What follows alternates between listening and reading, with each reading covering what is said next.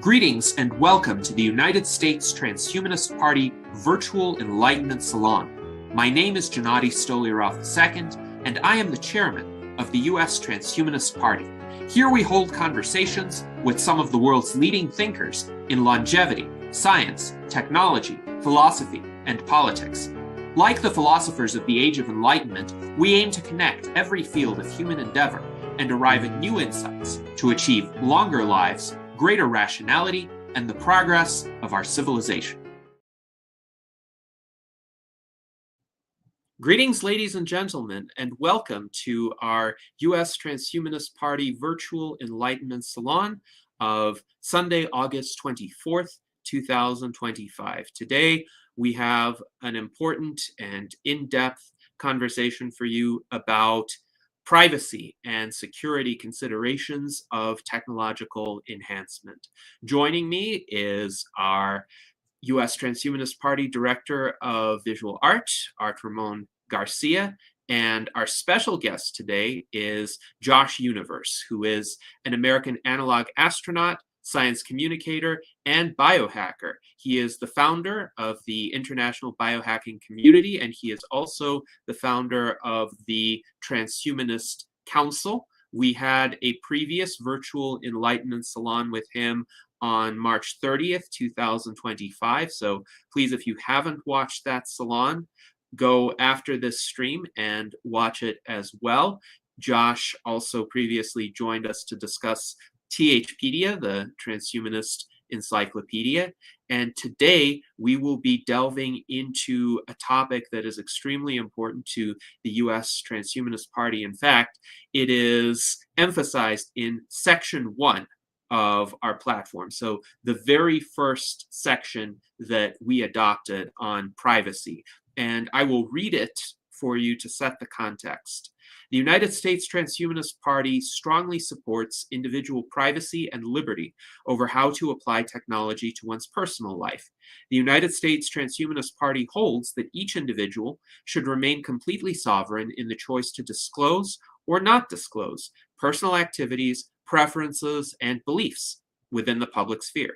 As such, the United States Transhumanist Party opposes all forms of mass surveillance and any intrusion by governmental or private institutions upon non-coercive activities that an individual has chosen to retain within his, her, or its private sphere.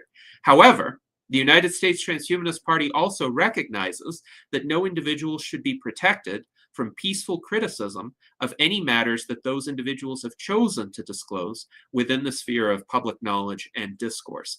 And I think this is a very important stance for us. I don't see either of the major political parties taking this stance. Some libertarians may be sympathetic to it, but the idea is you are sovereign over your own information, your own data, what you choose to disclose, what you choose to keep to yourself. Once you choose to disclose it, however, you need to accept the consequences of doing that. In other words, if you disclose something and somebody doesn't like it, somebody disagrees with it, somebody criticizes you for it, that is their right to do. And you need to accept that fact as well, that what you do choose to disclose can have implications in the world of public discourse and how people think about you in terms of how people choose to interact with you, but you are in control of the information that you put out there. Often that's not the world we live in today, and there have been some disturbing erosions of privacy as well as risks to privacy that are associated with some emerging technologies. And we have Josh to give us an in-depth discussion of this. Josh, welcome. We're pleased to have you today. Please proceed. Thank you.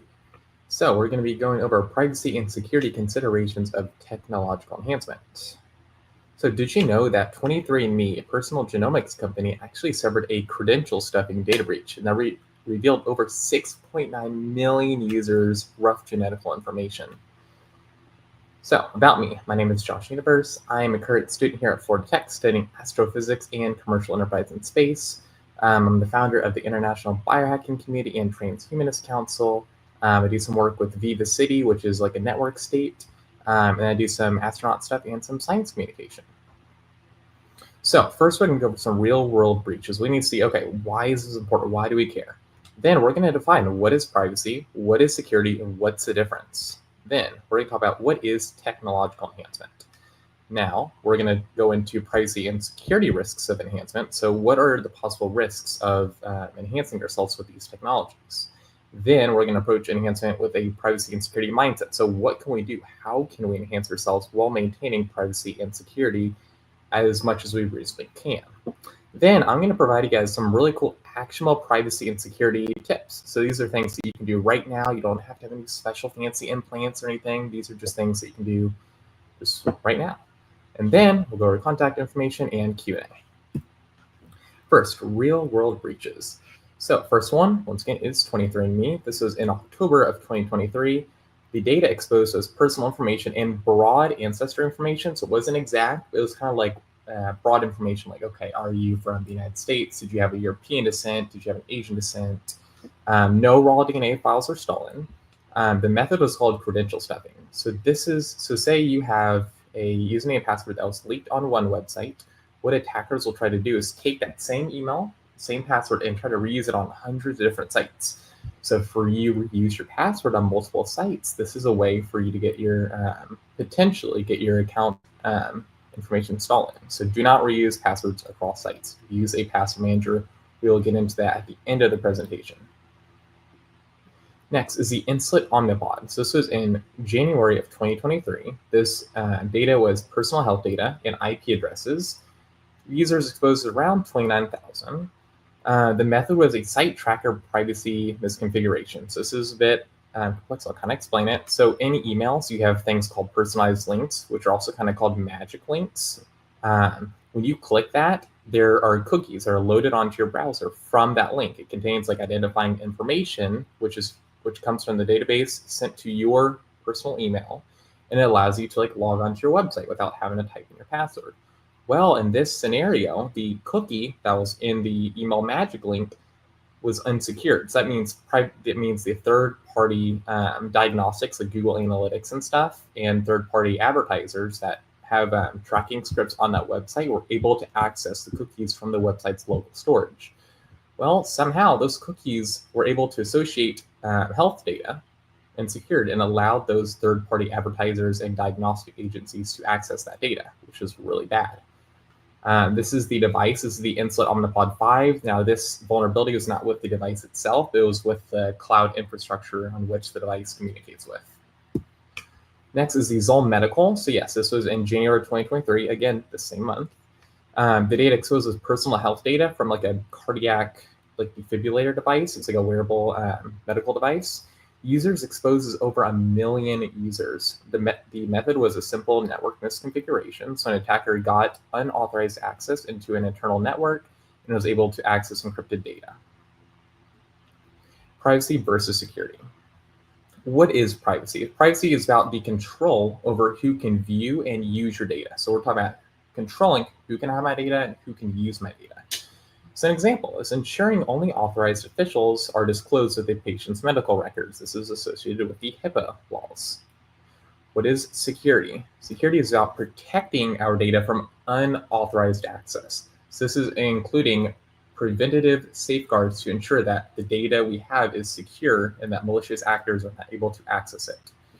Example, implementing encryption and 2FA, two-factor authentication, into a hospital's EHR system, which stands for electronic health records.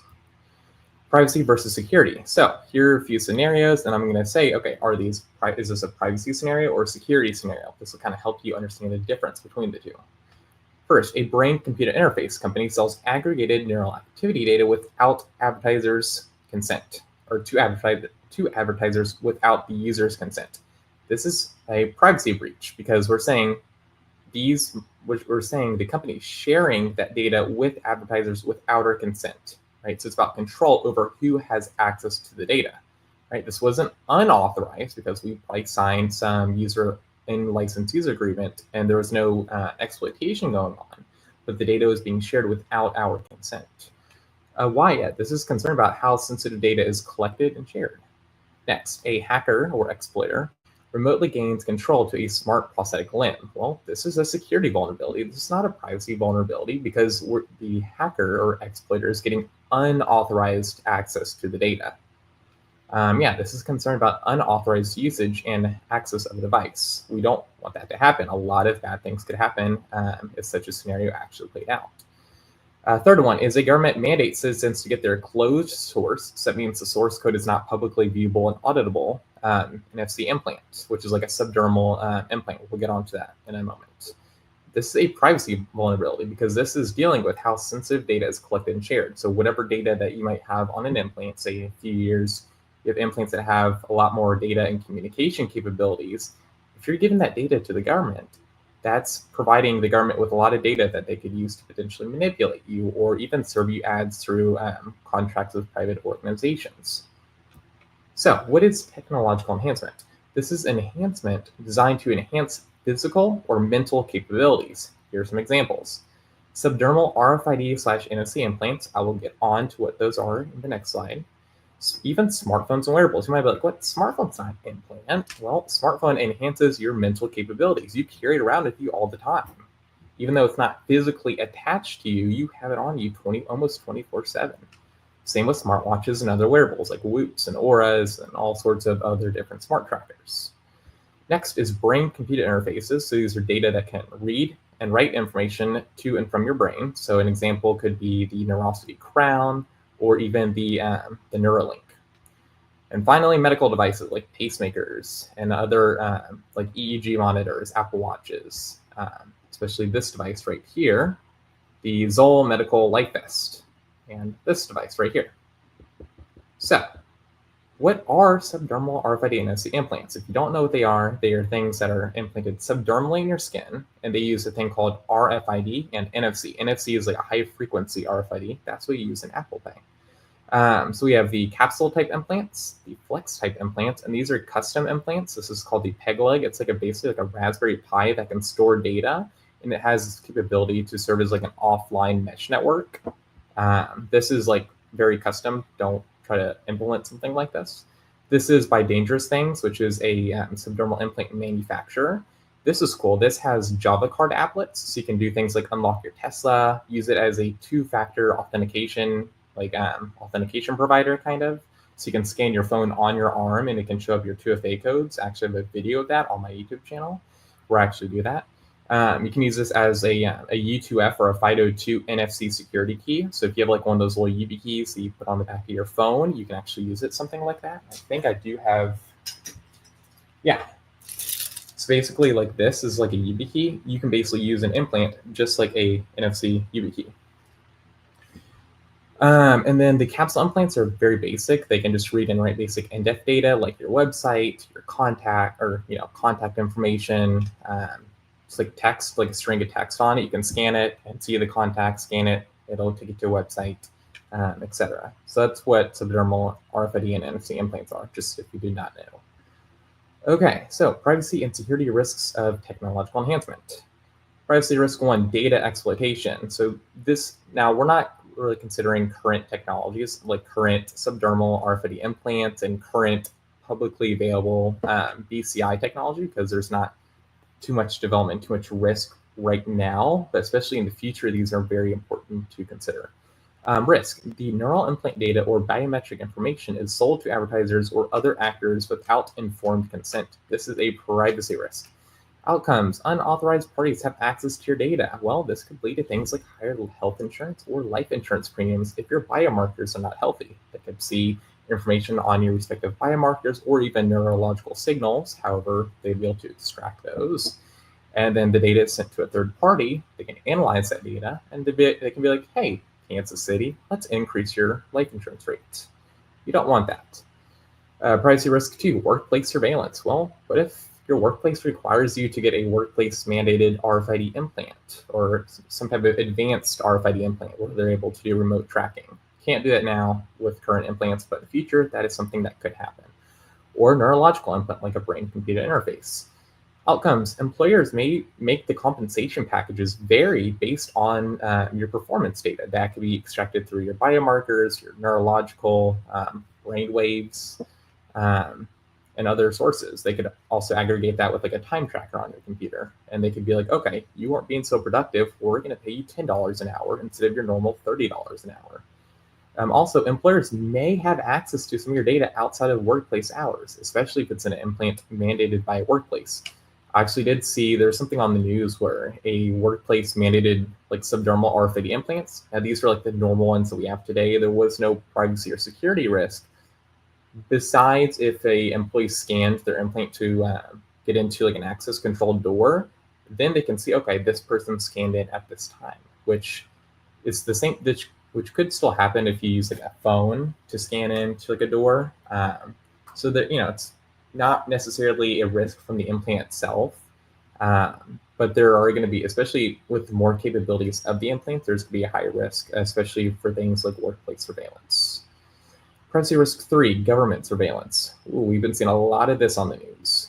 Government agencies may provide incentive, right? So they may make it seem like a good thing, or require citizens to provide data from biological or neural interfaces. For simplicity, if I'm saying a biological interface, it's like a subdermal implant or anything but a neural implant or brain-computer interface. A neural interface, I'm just talking about like a brain-computer interface as of now. Outcomes: potential discrimination of services, so government offered services based off of information from a neural interface, especially if aggregated with data from other sources like security cameras, Internet of Things devices. This could provide these systems, which would likely be automated, these automated systems, higher levels of confidence, right? So they see that you might have littered, but then and they see some type of associated biomarker or some type of neural output, and that provides a higher confidence. Well, you could be discriminated against using some of their services. Or if you don't like the current leadership of an administration and they're able to sense that based off of data off of a brain-computer interface, well, they could also limit some of the access to your services, or even raise rates on life insurance, health insurance, or limit the types of schools you can go to. A lot of this stuff is actually done in China. But I've seen things, with the European Union's been passing a lot of regulations the United States has. So this is something that could potentially become something of concern, potentially. Security risk, remote modification. So motor devices like connectivity-enabled prosthetic limbs or exoskeletons could be accessed remotely without proper security and encryption protocols. So some outcomes: physical harm. If someone has remote control access to a prosthetic limb, they can like make it hurt your, smash your face or do all sorts of other things that could cause unwanted harm against yourself or even others, which could involve a load of liability.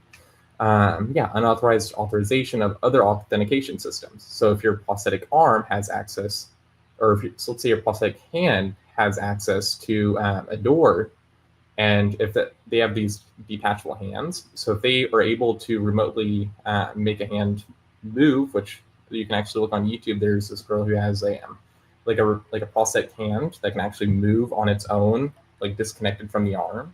So say in the future, if those have authentication credentials, those could be used to open authentication devices like workplace doors. Security risk 2, device theft. So certain types of devices that are easily attachable, such as non-invasive brain-computer interfaces like the Neurosity Crown, or those prosthetic hands, could be stolen, and the credentials on them could be used for unauthorized purposes, or the data that is stored on those could be extracted if there's a known device vulnerability. See, outcomes: stolen interfaces with identity or payment modules could be used for fraudulent payments or identity theft. So say you have something like a identification documents, like a DID, which stands for decentralized identification. If you have one of those on a brain-computer interface or detachable biological interface, those could allow people to go and spin your credit card up with your hand. Security risk 3, interface malware. So this is a bit of an advanced one, and this would require a interface with a bunch of complex systems. But if there's not appropriate sandboxing done to the processes that run on a biological or neural interface, then anything can happen. It depends on the capabilities of the interface. So if it's a critical interface, like a connected pacemaker, and someone is able to put malware on that, that pacemaker just may not work, and that could lead to death. Same for a neurological or a neural interface. If in the future there are advanced neural interfaces that can write data to the brain, and that's able to attract some type of malware on it, then they're able to completely mess up your brain. They're able to, we just don't know. There's all sorts of potential scenarios that can happen where they could, control your brain or mess all sorts of different things up. Case point, we do not want this to happen. Enhancement with privacy and security mindset. So what can we do? Well, first thing, we want to adopt open source solutions. So open source is where the source code of something is publicly viewable and auditable. So if you go on GitHub, all those repositories, those are things called open source repositories. So people are able to see the code, they're able to audit the code for any security or privacy vulnerabilities, and they're able to contribute to the code. Pros allows public auditing of code and how data is handled and what subprocessors, if any, have access to the data. So if someone has a brain-computer interface and they look at the software in GitHub and they see that there's a post request being sent to Google, then they can be like, hey, they can notify the community of that respective implant, be like, hey, they're sending information to Google. We need to either just not use this product, or we need to submit a pull request to get that removed. Some cons, so some drawbacks, could be open source software may be vulnerable to security exploits if there's a complex system, so there's like a lot going on, and if there's a small amount of contributors. So if there's not a lot of people looking over the code, something happens to slip by in a pull request, well, that can present a lot of vulnerabilities. And with open source software, you're able to just look at the code. So malicious actors can look at the code and be like, oh, here's vulnerability, let me exploit it. Some examples of companies that are using open source in their products is Neurosity. So once again, they have a thing called the Neurosity Crown, and I can actually show you that. One moment.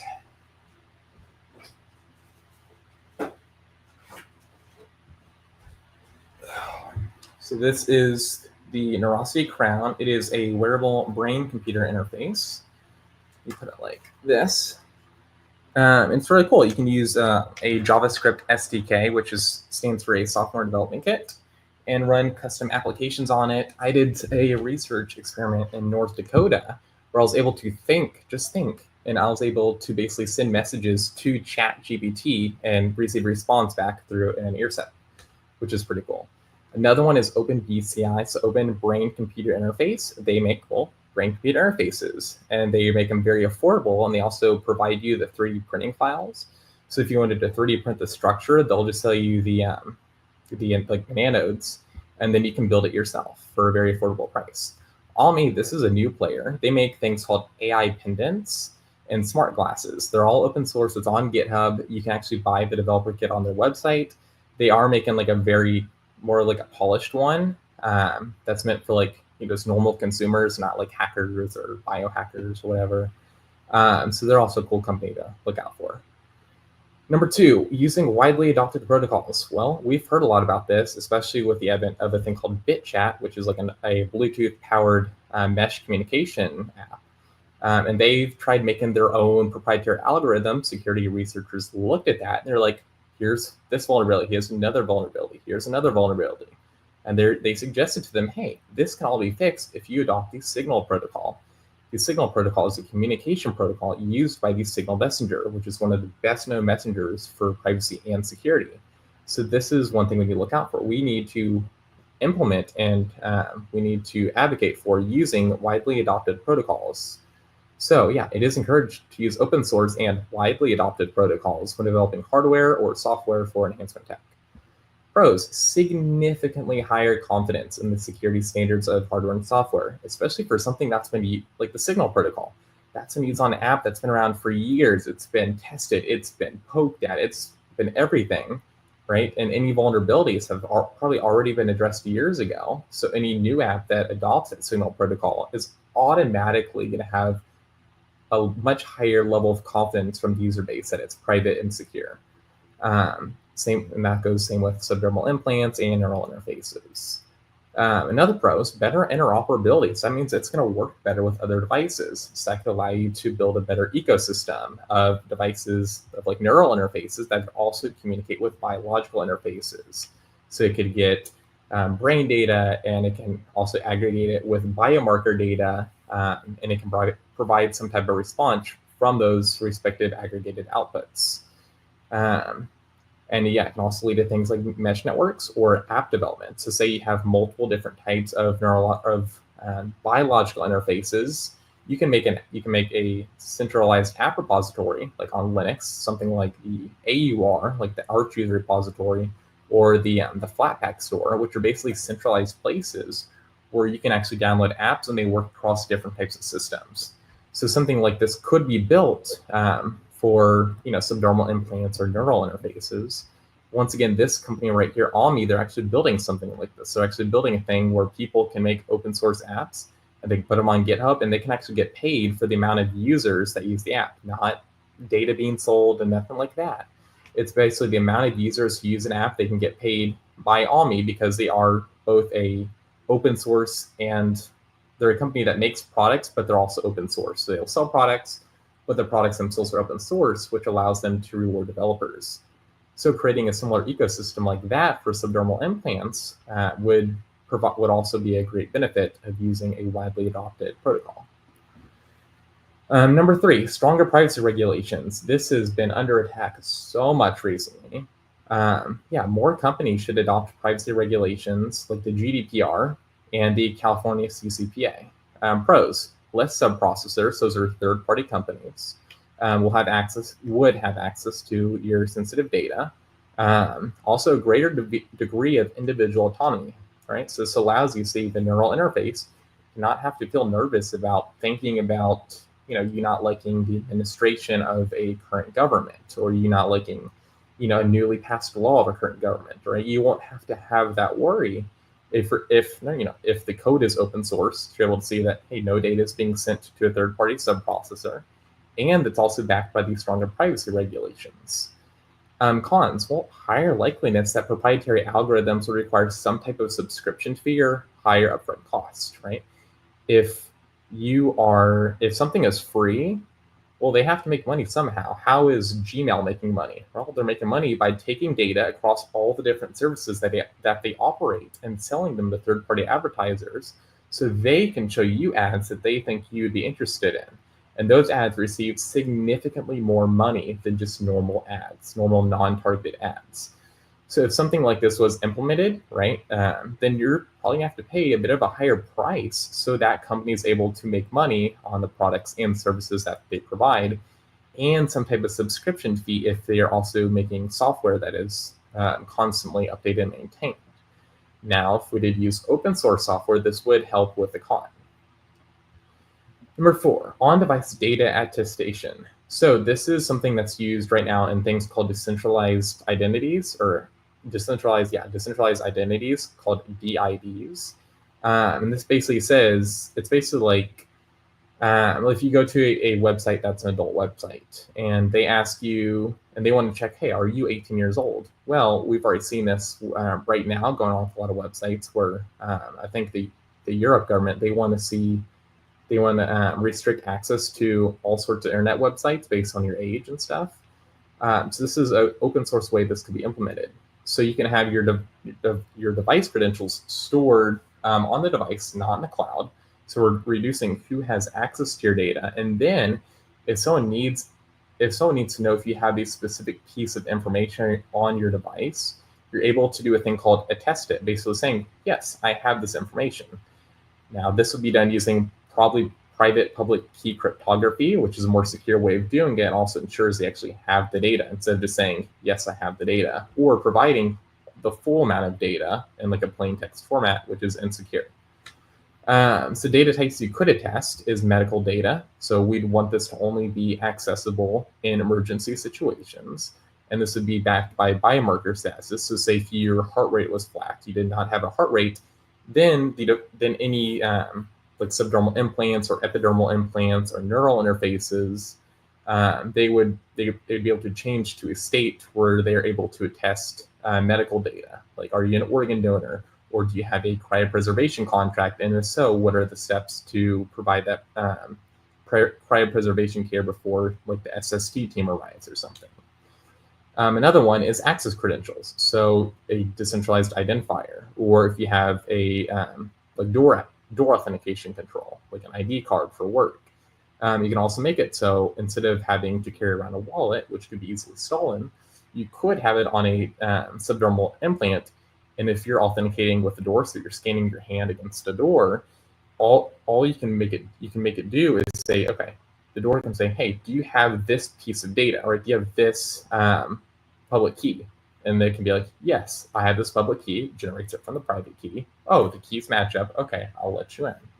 And if we want to do this in a more privacy preserving way, you can just have it attest that data, not who it is, or what is your name, what is your email. Just say, hey, I have this authentication credential, and then it would let you in. And yeah, DIDs, which stands for decentralized identifiers. So yeah, pros: selective data disclosure. So say if, once again, with this medical data, say you're storing all sorts of biomarkers, you're storing thousands of different types of biomarkers at thousands of different collection times. Well, you can make it so you're only attesting, okay, the data that needs to be attested, the data that is requested, instead of giving all of your data, which provides a much more greater security and privacy risk because there's a greater attack surface. Another one is a reduced attack surface, right? So you're sharing less data. It's called data minimization, which is a common privacy practice. Actionable privacy and security steps. So this is something where you don't need a fancy implant. You don't need anything. This is something that everyone can do, that you can do for free, and that significantly enhances both your privacy and your security online. First is use a password manager. Why would I want to use a password manager? Well, once again, if you're reusing your passwords across multiple different sites and one of those sites suffers a breach of information, people can once again use a credential stuffing attack. So we're using that email, we're using that password from one site on thousands of different sites, and they're able to, and it provides a greater attack surface for people to access more of your accounts.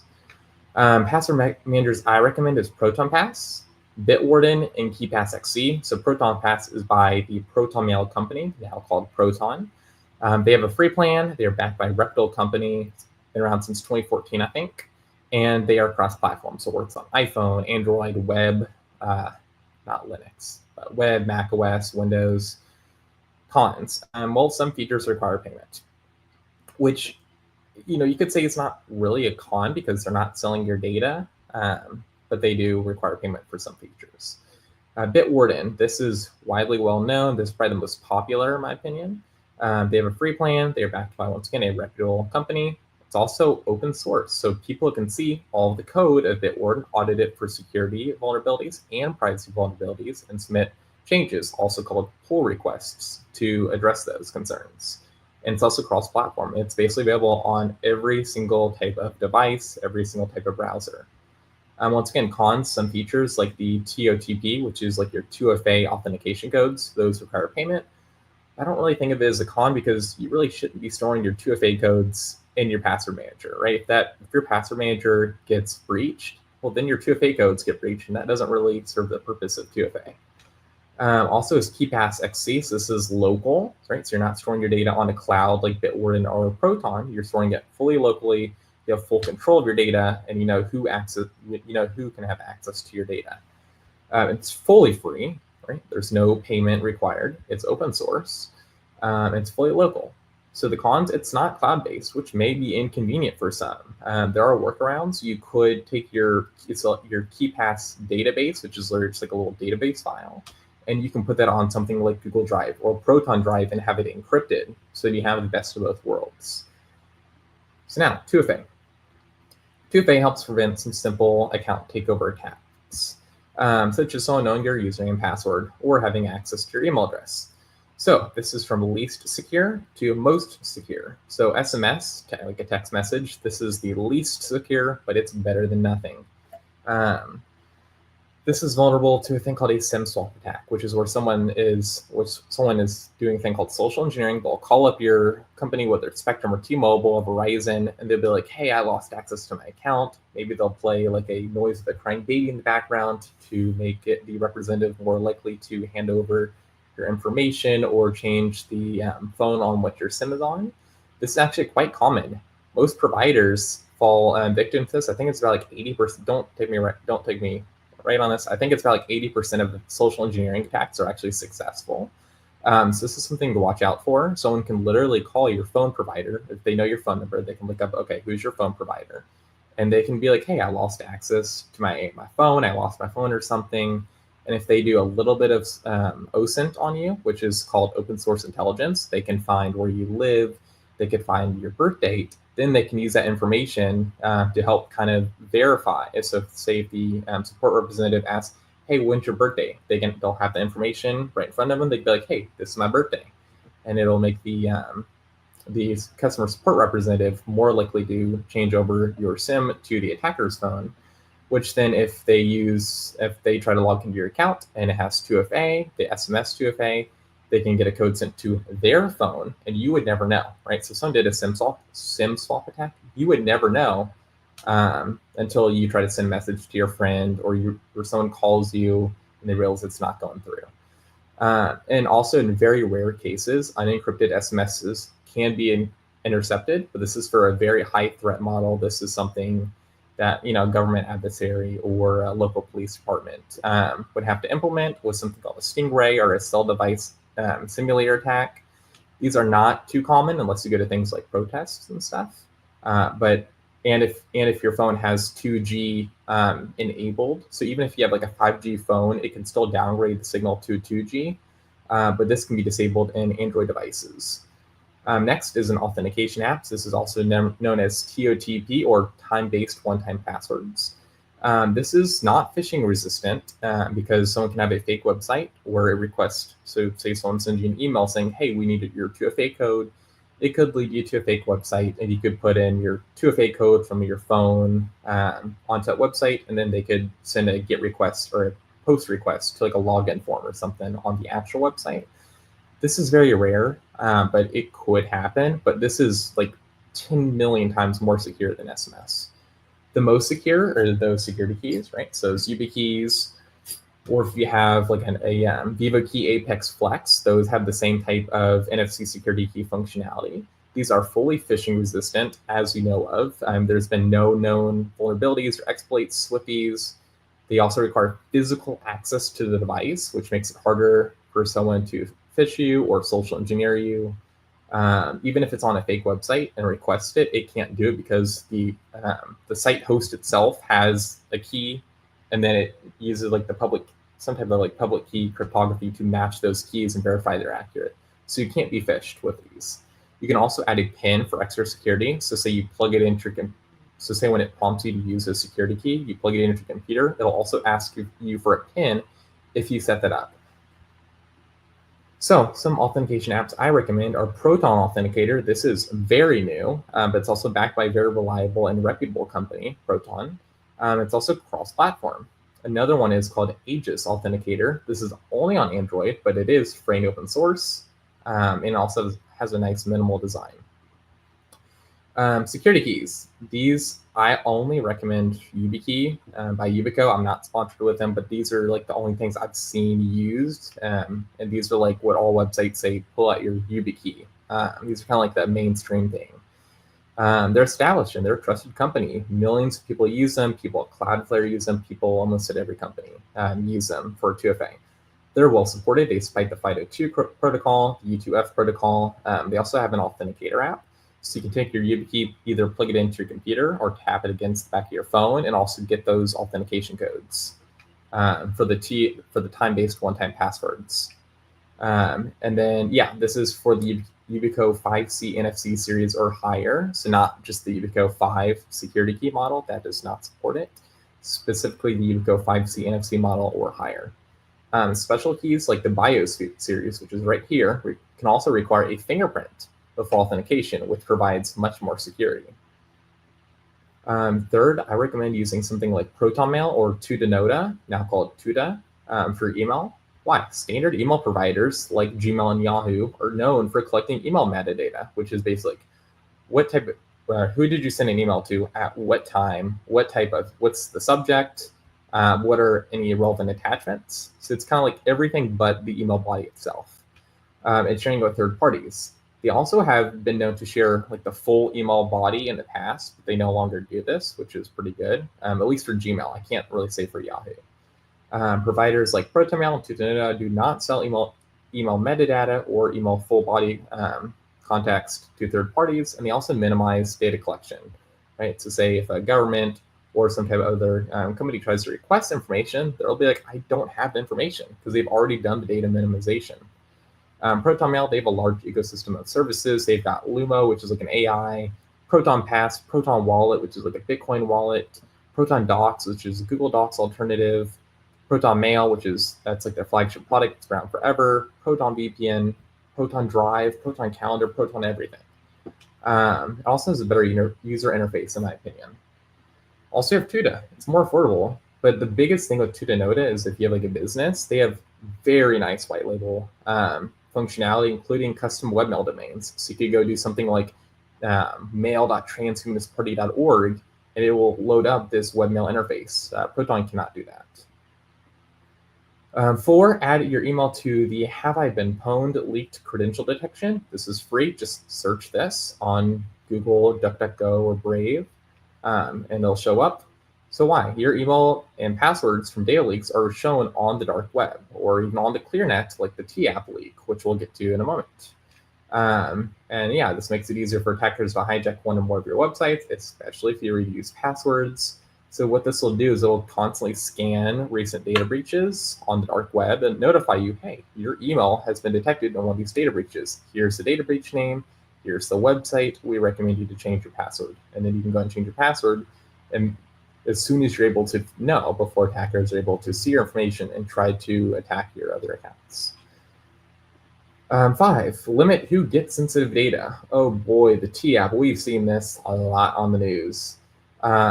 Why? Well, the more companies with access to your sensitive data, like identification documents, your social security number, your date of birth, etc., the higher risk of that data being compromised from a service attack, right? There's more people who hold that data, so there's a high risk of one of those individual providers being exposed and your data being on the dark web or even the ClearNet. An example, over 13,000 private images, including identification documents and face verification pictures, along with location metadata, and over 1.1 million private messages were leaked across 3 separate data breaches on the TApp, which is like an app for people to post like pictures of their significant other, and like provide like green flags, red flags, and kind of like vet them. The data was obtained through a public storage bucket. No password or no protection. It was posted publicly on 4chan. A public storage bucket. This is literally like going to a website and just seeing the images there.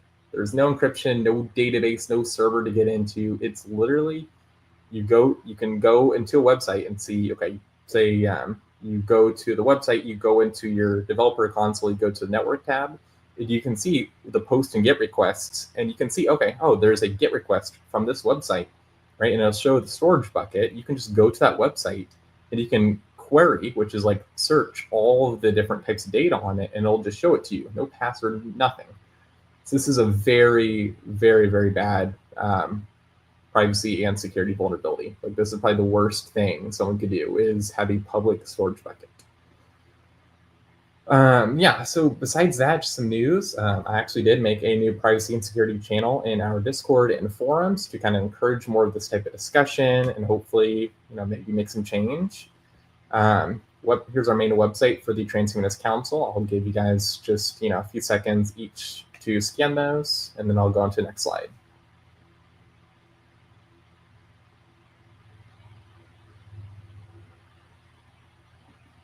And then the main website for the International Biohacking Community.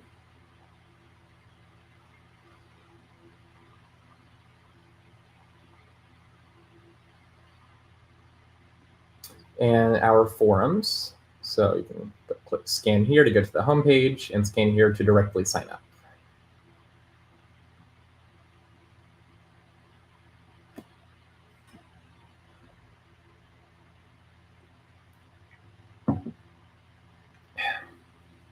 We also have a mobile app for Reform. So we have one in test flight, which is kind of like the beta for iOS apps, and also on Android.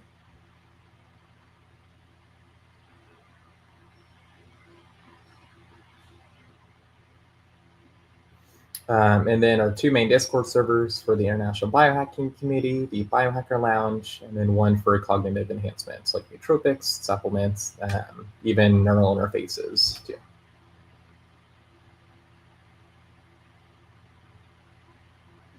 And then finally, just our two most popular servers for the Transhumanist Council. This is our main server right here.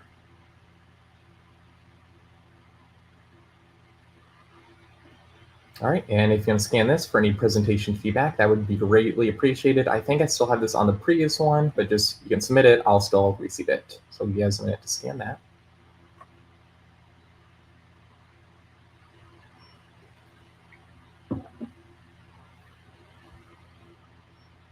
All right, and yeah, finally, yeah, if you want to contact me or send me a connection on LinkedIn, you can scan this one. If you have any questions or inquiries, you can scan here, or if you want to see more of my other social medias or anything else, you can scan here to go to my Linktree page. And that is it. All right, thank you very much, Josh. And we will leave this slide up while you answer the first question, which comes from Daniel Tweed. He wonders, why aren't more people more attentive to privacy and security issues? Any thoughts on that? Oh gosh, there's a lot. Oh gosh, I think one is just convenience. I mean, I think people have so much. I mean, we all do. We all have so much going on in our lives. We have events to go to. We have people to talk with. We've got school. We've got work. We've got so much. The last thing on most people's minds is privacy. I mean, especially if you see, even if you want to think about privacy or signing up a service, you even want to think about it.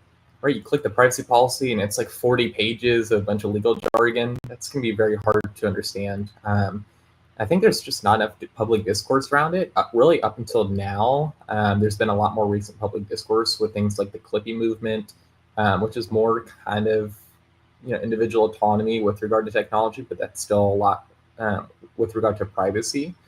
And also from YouTube and other sites implementing age verification checks using artificial intelligence and requiring like your identification documents and stuff. I think we're getting a lot more public discourse around privacy and security. But I think it's just because people have so much going on in their lives, and privacy is like the last thing they want to care about, especially with regard to convenience. People just want to sign up for a service and use it. So that's what I would say.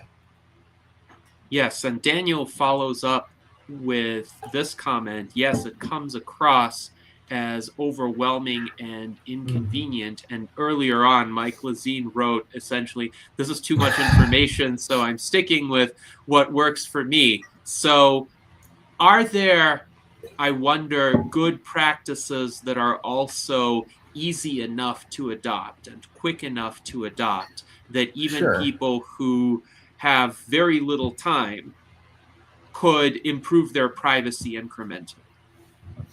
Yeah, I think first thing, if you have a Google account, go to the privacy settings. Just go to myaccount.google.com. You can search it and go to the privacy settings. Turn off Google Activities, which basically if you have an Android phone or if you have the Google app in an iPhone and you give it location permission, everywhere you go, so say you go to Starbucks, you go to a movie or something, it'll track everywhere you've been throughout the day, and you can actually see all of your location history on Google's website.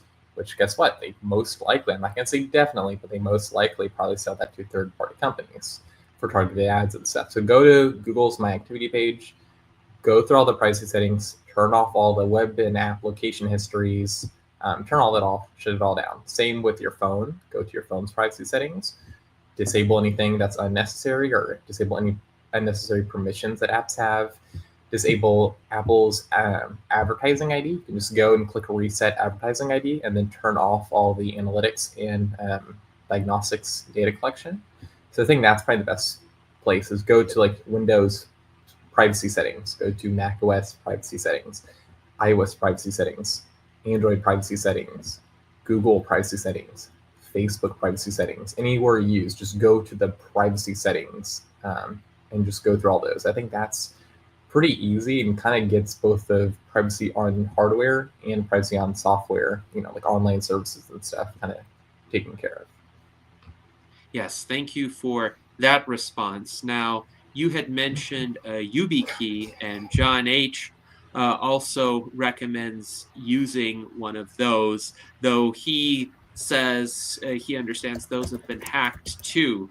Do you know of any potential ways that a YubiKey could be hacked? And if so, I what are the don't. vulnerabilities? Yeah, I don't. I'm trying to look right now, see something about a side channel vulnerability.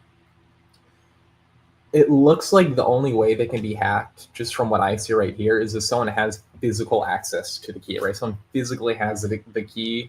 They looks like they might be able to clone it, but also like something like this, it would be discovered in this priority patch by now. This happened in September of 2024. But really, the only real way that something could be hacked, if there's a vulnerability, is going to be if someone has physical access to the device, which for most threat models, the chance of that is basically 0 to none.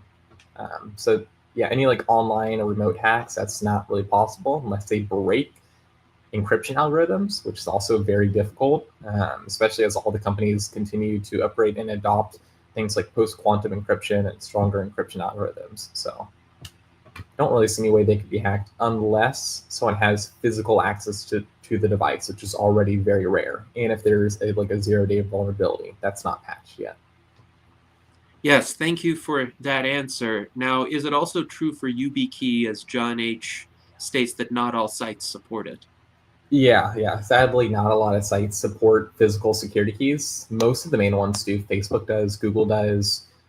Even like those sites, they've upgraded like account protection programs. So if you go on Google and search Google Advanced Account Protection, you can make it to where after you enter your username and password, you have to plug in a YubiKey or other security key to get into your account. No SMS backup, no email password reset. It's very strong and it would require like a security key.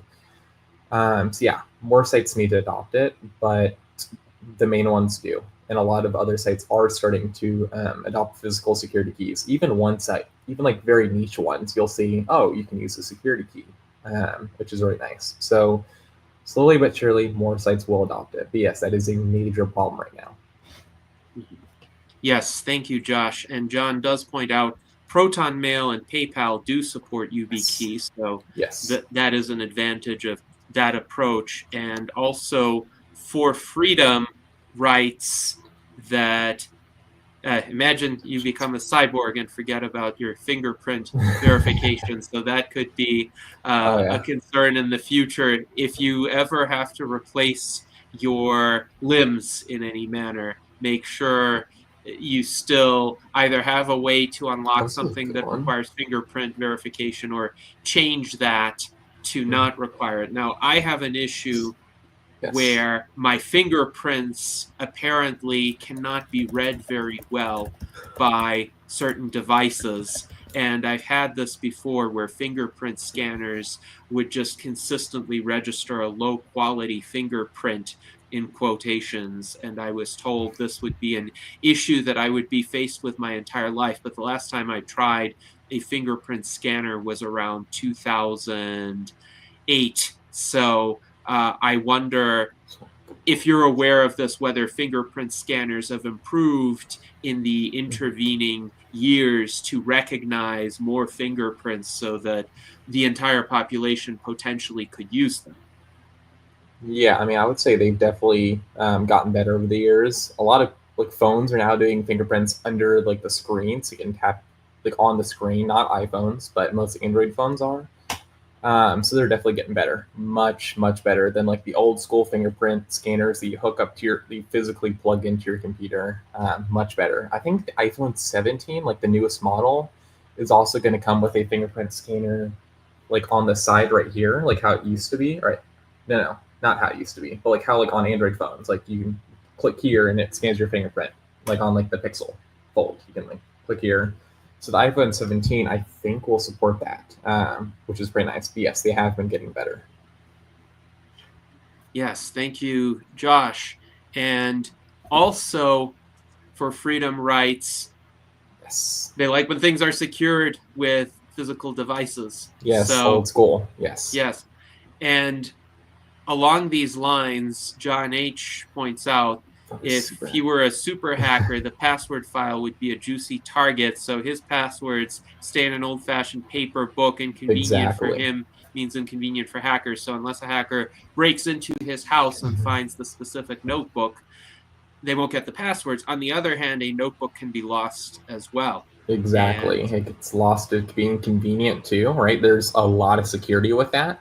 It can also be very inconvenient. If you have a lot of sites you log into, you don't get that nice autofill. You don't get to just log in on your phone and just, pull up your passwords. But also, it's very secure, right? If someone wants to get access to those passwords, they have to physically first find out where you live, come into your home. So if you have like a home security system, you have, a hardened down door and stuff, they have to get into your house. Then they have to get through you, right? Self defense. If you have a knife, if you have other tools, they've got to get through you. Then they have to access, they have to find where it is, right? And then if it's in a safe, they've got to get through the safe, right? There's so many layers of physical security, which is kind of the best you could really get for passwords. It's just old fashioned. You store it in a notebook, you put it in a safe. So yeah, that's great. I like that. yes, thank you, Josh. Now I would like to discuss NFC and RFID Yes. implants a bit more. So here's a video how transhumanists prevented the ban on microchip implants in Nevada in 2019. There was an effort by the US Transhumanist Party to achieve revisions to a bill that was proposed in 2019, which was originally quite troubling because it would have banned even voluntary microchip implants. And what motivated this bill was that one of the assembly members read this article about the company that you mentioned, Josh, called Three Square Market. And Three Square Market was the company that voluntarily asked its employees to have these implants. And this became a headline news story, even though the employees didn't actually object and they had a choice not to get implanted. And this company was in the business of making these implants for voluntary insertion into their customers. So this assembly member decided this was a huge intrusion of privacy, and this was also a risk for employers because essentially he was concerned that employers would either coerce or influence their workers to get these implants for tracking purposes. However, we brought in a cyborg magician, Anastasia Sin, to testify before the Nevada legislature. And this bill, Assembly Bill 226, would have banned even voluntary microchip implants that people would have used for their own personal, let's say, needs, like what Zoltan Istvan got when he campaigned for president in 2016. Chip, an RFID chip between his thumb and index finger. I don't have one, but this is where it would be located, which enabled him to unlock his phone or open doors if he placed his hand directly adjacent to the lock.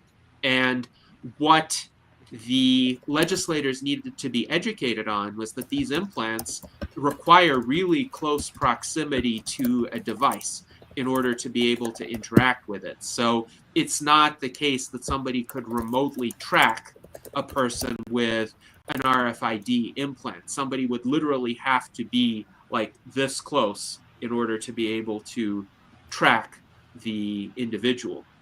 And I wonder, Josh, you mentioned the risk that employers could use this tracking technology or other entities, maybe governments could use tracking technology in the future. Wouldn't it have to be a very different technological architecture in order to Yes. enable remote tracking?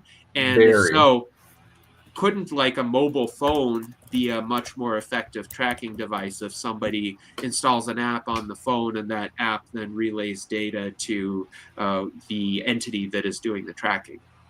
Yeah, your phone, it's the best tracking device there is. I mean, if it's a government adversaries or a private company like Google, your phone is the best tracking device, right? You have your SIM card, which allows something called cell tower triangulation, which is basically where your phone's trying to say, hey, I want to get the best signal. Let me keep pinging several cell towers. And then, in that case, you're providing your IMEI, your IMSI, your name, your subscriber identity number, and then your carrier. So that's one good way for it to be a tracking device for government. And then for private, all your apps, right? Each app has different privacy features that your phone's operating system has granted to it. So you have Google's My Activities feature, right, where it shows, all, everywhere you've been. That's the best tracking device there is, right? It has all the sensors, has everything. So yeah, if you had like some type of subdermal implant or epidermal implant, transdermal implant, neural interface, it would require all of those different types of sensors and technologies, right? When you already have them all on your phone. Now, eventually, I think when the phone, there you got smartwatches and stuff. You've got the smart glasses that are coming out too, smart contact lenses. I think over time the phone will start to kind of fade away, like the touch phone will start to fade away. So I think eventually then those devices would become more of surveillance devices if you got them from the wrong companies, right? So if Apple released some type of epidermal interface, like where it set on your arm and collected data from your biomarkers and stuff like that, then it could turn into, subdermal implants are surveillance devices, right? But right now, with the very simple, very close range RFID and NFC technology, they're not a concern. I also do have a video that I do want to share showing how close it has to be. So yeah, I will share it with you right now. Hey guys, I'm going to show you guys how I use two-factor authentication on websites with my subdermal electronic system. So first, I'm going to go and open my app, scan just like this. Go ahead and click one-time passwords. Go ahead and log in. And then go and enter my one-time password. Boom, I am in with top-notch subdermal. There you go. So that's basically like what these, let me share the screen. There we go. That's basically what these are right here, these subdermal implants. That's what this one is right here, flex type implant. I saw a comment by Jason. I saw something about like police and some type of I think it was like a medical privacy question. If you're going to feature that one. Yes. So Here we go. if you have it to where your phone unlocks with a fingerprint, do you think cops can physically force your thumb on your phone to unlock it if you haven't been charged with a crime yet? Now, I do know that there needs to be probable cause for a search, and even in cases where there's probable cause, the law limits certain prerogatives. Like if a policeman pulls you over in Nevada, let's say you've been driving erratically, you do not have to consent to a breathalyzer test. And the Nevada Supreme Court actually struck down the idea of implied consent as unconstitutional. So if you get pulled over and you don't take a breathalyzer test, you could still get convicted for reckless driving, or if they have a different way to find that you've been under the influence, you could still be convicted of driving under the influence, but you cannot be convicted of this implied consent notion or violation because you refuse to take the test. So there have been other cases, say the FBI tried to get Apple to essentially unlock the security systems on Apple phones to install a backdoor as a surveillance mechanism, and Apple refused. Apple actually held out and did not allow the FBI to do that, to Apple's credit. So Very interesting considerations, though, and this is where policy advocacy, I think, is extremely important, because through policy advocacy, we can shape the legal landscape in terms of what police are or are not allowed to do, especially for people who haven't been charged with a crime. For people who have been charged with a crime, a judge can issue a warrant. With the Fourth Amendment the way that it is, the right to privacy is not absolute, in the sense that if there is a criminal case ongoing, yes, the police can search your items, your home, your computers, whatever may provide relevant evidence, but you have to be on trial for a crime. And I think that's the way it should remain. If So, there is probable cause, then if there's probable cause and there's biometrics, if your phone has like a fingerprint reader or Face ID, then they can make you unlock that device. If you do not have biometrics enabled, and there is probable cause, you would need a warrant to get into a device with a PIN code. So you could ask someone, hey, what's the PIN code to this device? But they can invoke their right to remain silent, and therefore they would not be able to get the data off the device. Okay, so they don't have the PIN code unless they got a judge-signed court warrant to search specifically, including that device and their respective passcode, where then the person would have to give up the passcode. So actually, it's more private it's more private with respect to if you are in that type of situation where there is potential probable cause for police officer or other government official to try to request information off your phone, to actually not use biometrics, because then they would have to actually get that warrant instead of just making you unlock it with biometrics, which they can do with probable cause. mm-hmm. Yes, very interesting. Now, Jennifer Hughes writes that she thinks phones will fade with the development of teletactics. And I've been wondering about this because it seems to me, as new devices have been introduced, to some extent, mobile phones have consolidated certain old devices like traditional phones and MP3 players or CD players even before them. I'm old enough to have had portable CD players where you could put a CD player in a little handbag and you could put like 20 CDs in there as well and alternate among the CDs, and that was your entertainment on a long trip. But of course, with first devices like the iPod and other MP3 players, and then with mobile phones, that became obsolete. However, the desktop PC has not become obsolete because it is a much better tool for productivity than mobile devices that just don't have an interface for typing something out very quickly, and even say for graphic design or any sort of complex manipulation of images or symbols. Having a lot of real estate on your screen, having a mouse, is still not beat by any sorts of voice commands, any sorts of shortcuts on smaller devices. So I wonder, some futurists predict that in the future computers will be embedded into objects, into the broader environment, and surely there could be some of that, but would that make dedicated purpose-specific devices go away necessarily? Because I don't see anything replacing a PC anytime soon for, let's say, deep focused productivity. But what do you think, Josh? Sure. Yeah. So I think with regard to a computer, I think it's a very good input machine, right? You've got the mouse, you've got the keyboard. They are very good, simple, and tactile input machines.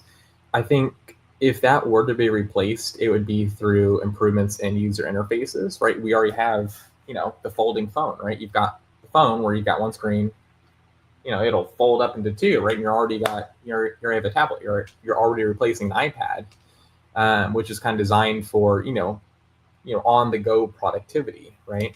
So I think as technology improves over time, and I think as user interfaces improve over time, that it could make the computer obsolete, especially as you can do all sorts of things on a smartwatch, right? You can do all sorts of things even now with those the Apple Vision, right? The Apple Vision Pro headset or the Meta Pro headset, or even smart contacts or even smart glasses. They have glasses where you can it can transcribe like people speaking other languages in real time, which is kind of cool. And it shows up in like a little screen, like a little HUD in your glasses. So I think over time, those type of standardized devices like the computer, I think they probably will go away. They're not. It's not going to be there forever. I think if time runs, thousands of years in the future, I think most likely it's going to be embedded in some type of neural or biological interface combination. I mean, you're already kind of seeing that with the Apple Watch. The new Apple Watch, you can basically pinch your finger, and it can kind of control some things on your Apple Watch. Same with the Apple Vision Pro. You can do like that little. I think it's like this. You can use this tap, use this to like swipe. So those types of novel input methods, just using your hand, can control things on the Apple Vision Pro, which kind of can be, I think in some situations, can be much more intuitive than a mouse, right? Especially if you're doing things in like a 3D space, instead of having to hold like a VR controller or something, or trying to do CAD work on a mouse, you just have your hand, right? You have your hand, you have maybe like a sensor attached on your walls, and that provides much more fine and granular control. So I think over time, that could definitely replace standard interface devices like a computer. I think devices that are you think someone said devices like kind of in like the public space. I think those would provide a significant privacy concern. A lot of privacy vulnerability, especially if there's multiple people using the same device. I think in certain like ways the future could occur, right? If there's much more of a quote unquote shared future where multiple people are using the same input device, like you go to like a public library, right? And you have several people using the computers at the public library, that there's a significant privacy concern, right? That's why it says, never log in or make sure to log out of this account if you're using a public computer. So I think over time, standardized computing systems like the computer will fade away, with improvements to user interfaces and input technologies like your finger and your hand and stuff. And I think public environmental or public environment computing systems, I think those will provide or impose a greater privacy and security risk.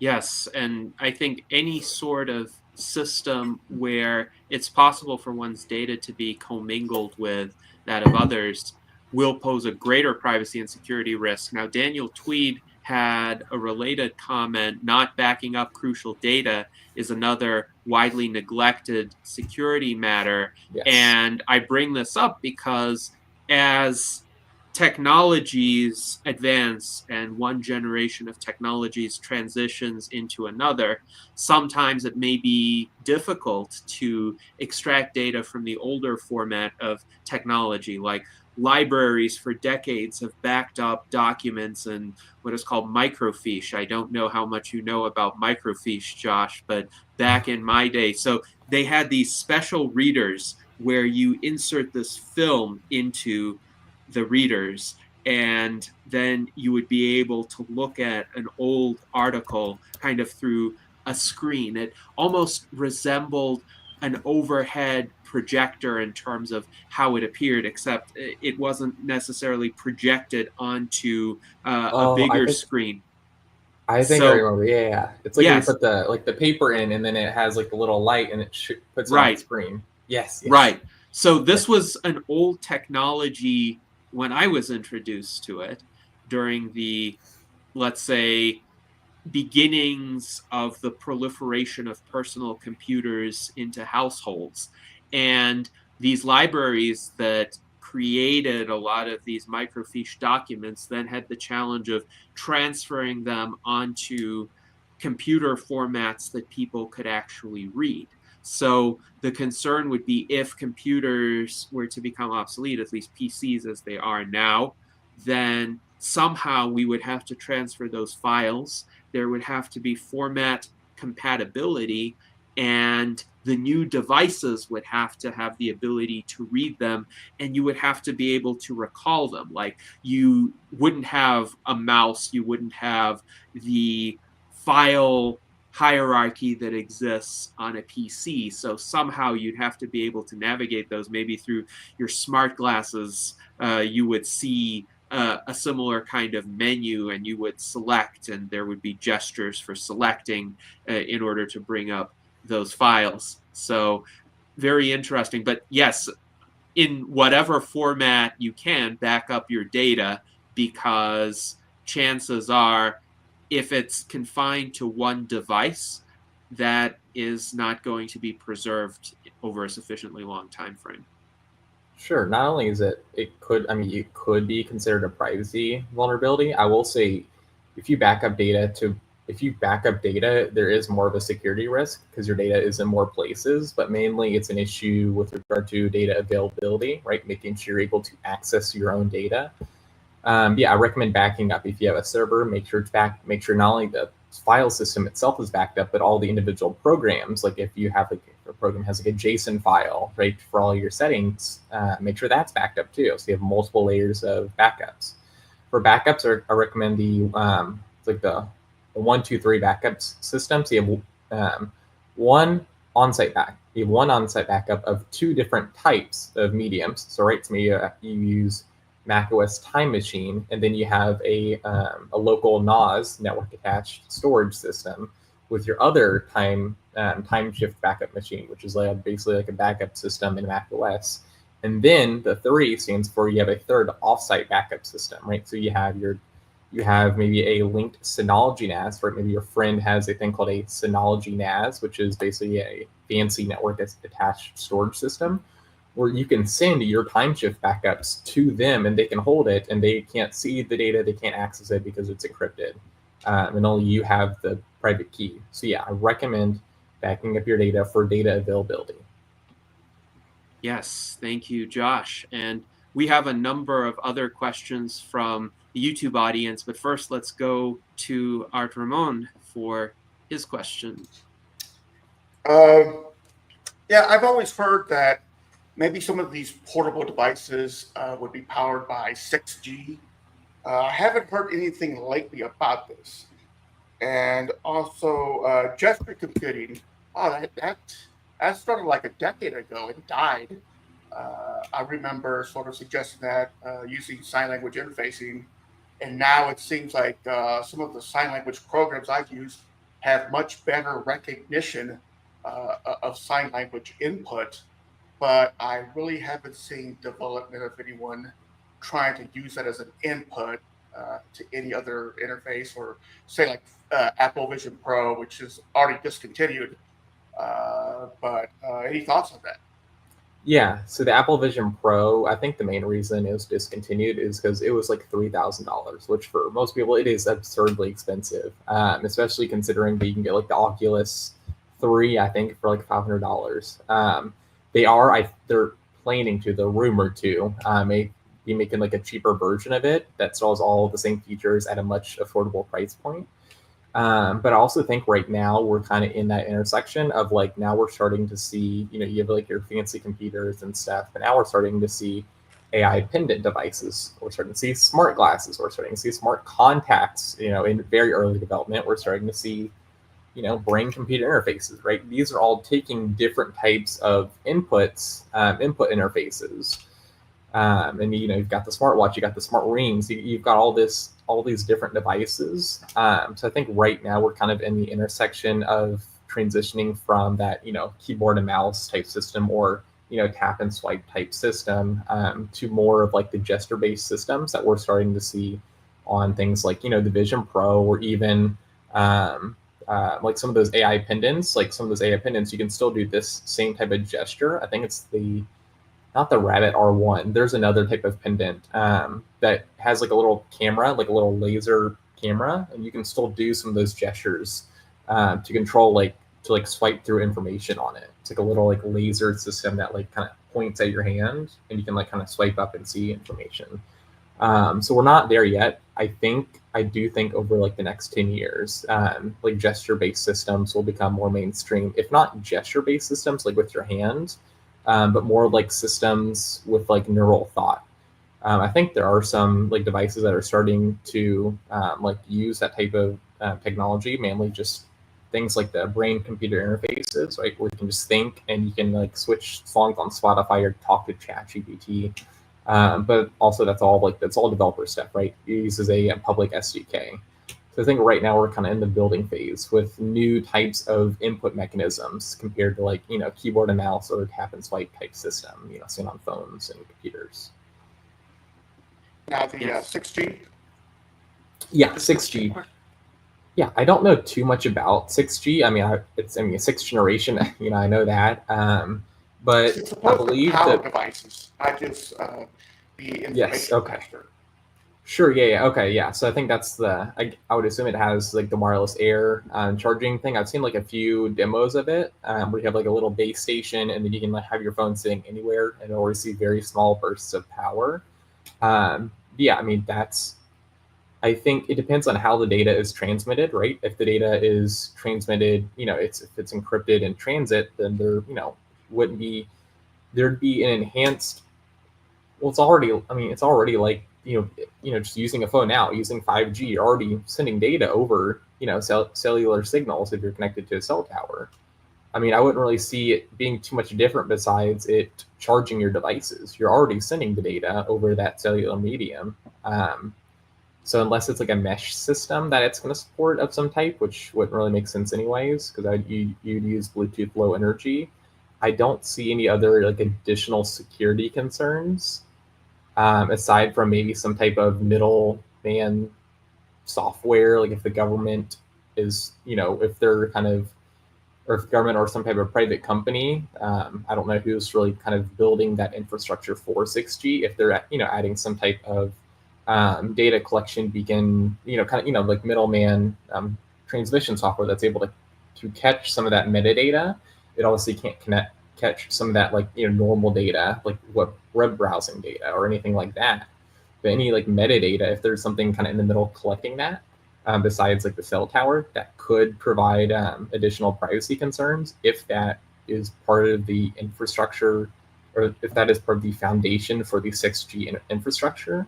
But yeah, I don't really see any additional privacy or security concerns because we're already transmitting data using cellular. And I would say even you could argue it's even more secure, compared to something like 5G or 4G, which and using a thing called cell tower simulation (CSS) devices can actually downgrade those signals into into less secure unencrypted 2G signals, which then the data sent between those can also be easily intercepted. Those are common at things like protests or in places like New York with NYPD. They have some devices like that. They're also called stingrays. But yeah, I don't see any major like risks since we're already sending data over cellular networks. So Yeah. Power is definitely limiting right now. I mean, the Apple Vision Pro had this huge battery pack that you had to wear on your hip. I've seen on TV some people who have to wear a court monitored ankle bracelet. The judge gets on them for not charging the device. so, so yeah, battery power is definitely an issue. Oh yeah, And 100%. if there was any way to get some sort of wireless system to charge devices, I mean, that would be great. Yeah, I agree. I mean, I think there's already protections you can do with like cables, right? So if you go to like an airport, most people tell you to, don't use the USB plugs or the chargers in the airport. Because when you plug a charging cable into a phone, not only can you charge it, but you can also send and receive data through it, right? That's why if you have like a MacBook and like an old school iPhone, you're going to send music from your Mac to your iPhone, or you want to upgrade your iPhone or downgrade your iPhone, you connect it to your MacBook. And on Android, I know at least on Graphene OS, you can actually make it so only like power can be transmitted through that phone's USB Type-C port. So maybe there could be some extra protections added if there is that wireless power transmission. So I think, yeah, you could make it so like, I don't know, I mean, maybe you can make like a separate channel, like a separate encrypted channel for data, and then make the power channel, like where the channel that the power is received and transmitted on, extra secure. I mean, I don't really see any other like big vulnerabilities. Maybe you can make it two different types of channels and then make the power one much more secure, just because it allows it allows it to have no data transmission on the power. But I don't really see like any major vulnerabilities. Okay, thank you. Yeah, of course. Yes, very interesting discussion. And Xiaomi Redmi 13 writes 6G has a certain hertz range. And there's also a comment by Mike Lazine. Right now, though, a lot of places are still stuck with 4G, especially in places that are in rural areas and not in super cities like New York City. Well, it can be worse. So I have 5G generally in my area, but when I go up to Lake Tahoe, I have visited there intermittently for the past 15 years, and they still haven't been able to get any sort of reasonable mobile internet connection on the California side of Lake Tahoe. You go there, and often there's not 5G, 4G, or 3G. There is what is called LTE, which is so weak that it's barely usable at all. And sometimes there's just no signal, even though it's a wealthy area. They could easily have placed some cell towers there. I am not sure what the problem is with getting actual infrastructure built in many parts of the country, even where there are resources and where there's demand. But infamously, the Biden administration had this initiative for broadband internet coverage that was to be made universal across the United States, and they spent billions of dollars. Nothing got built. And this even, let's say, devolved to the extent that a lot of Democrats are upset about it. Ezra Klein and Derek Thompson made a point of this in their recent book, Abundance, as to the convoluted bureaucratic process that was put in place, where it would have taken years to just vet any application by a state to get the federal funding to build that broadband infrastructure. So a few states ultimately passed through the hoops, but then the administrations changed and the initiative got scrapped, as far as I'm aware. So very unfortunately, because if it had worked, if it had achieved its intended purpose, maybe there would be more internet coverage in those remote areas. And Sure. So LTE, that I believe that stands for long-term evolution. That is 4G, but it's like an enhanced version of 4G. So it's actually better than like 3G or normal 4G, which is nice. But yeah, I do agree that not all places have access to the fastest and best cellular tower networks, and also 5G is significantly more secure than 4G too, and 4G LTE. So yeah, I do agree that is a significant problem. And I mean, I think it's just because I think most of that is just private infrastructure, right? And people want to create infrastructure whether it's where they're going to receive the most amount of money or there's the most usage. So yeah, that is a problem for sure. And yeah, Daniel, yeah, long-term evolution, yeah. yes, and Art Ramon has several comments. He writes that the smartphone is worthless with the LTE connection. So even though it's an enhanced version of 4G, for some reason, today's smartphones don't take well to it. And it's hard to even load a page with it, but maybe texting is good, Art Ramon writes. He also notes that people in some of these wealthy areas don't want the towers, or they want to make them look like ugly trees. There's this obsession with all natural appearances. And it's very anachronistic as well, because some of these people don't want any trees to be thinned to reduce the wildfire risk. And for decades, they enforced a prohibition on people picking up dead leaves or pine needles from their property until the folly of that was ultimately recognized, because their idea of the natural is just whatever is untouched by man. They don't realize even the Native Americans would thin out the trees in that area. And before the 20th century, there were older trees, to be sure, but these old growth trees were spaced out a bit more to reduce the likelihood of a conflagration. So I think this mindset, especially among wealthy homeowners in these areas that only the quote natural is good needs to be challenged, and it needs to be challenged with regard to 5G. There are a lot of myths and misrepresentations about 5G as well. I think the LTE thing where someone was saying like the LTE, like the smartphone's like worthless without LTE, I think that's also not just LTE's fault. I think it's also websites are jamming in so much more JavaScript into the websites. They're jamming in like 50 different analytics trackers. They're jamming in like Facebook trackers, Google Analytics trackers, Pinterest trackers, and all, to see like, okay, how are my ads doing, right? They have, Google ad trackers, right, to place the ads on the websites. And they also have like the Meta Pixel, the Pinterest Pixel, right? And those are basically saying, okay, how are my ads performing on my website? So they have like, 50 different trackers on the websites that are loading it and stuffing it with tons of JavaScript, most of which is unnecessary. And yeah, that's also going to increase the amount of data that you have to pull, not only from the original website itself, but also all of the sub-processors and like, third-party websites like Google Analytics, Pinterest, Facebook, Meta, Google. So even if you're using like the most private and secure browser set up or whatever, and you visit, like a website and it's connected to Google and, like even if you don't have a Google account and you go to a non-Google website, it's still gonna connect to Google if it's using Google Analytics or Google Ads or something. But I think that definitely increases the amount of data you have to download from a website.